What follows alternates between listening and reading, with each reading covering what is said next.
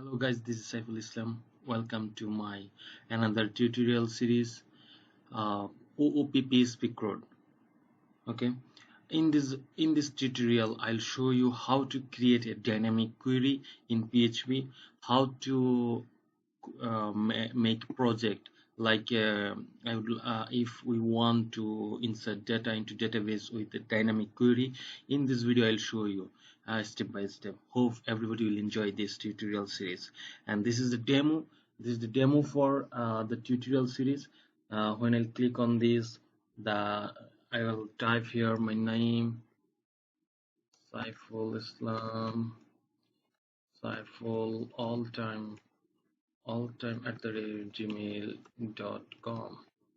My address is Dhaka, Bangladesh, and I'll choose an emails from here.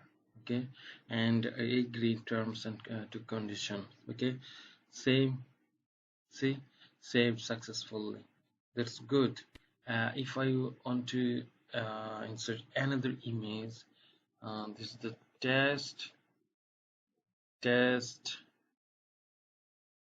at the rate gmail.com. Test date.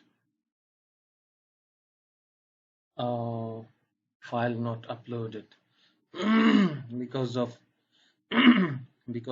I didn't check any emails.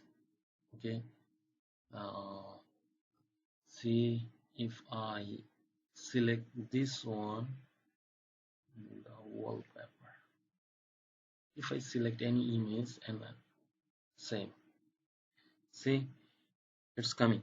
Okay, if I want to edit anything, just remove this one and I put a comma here and anything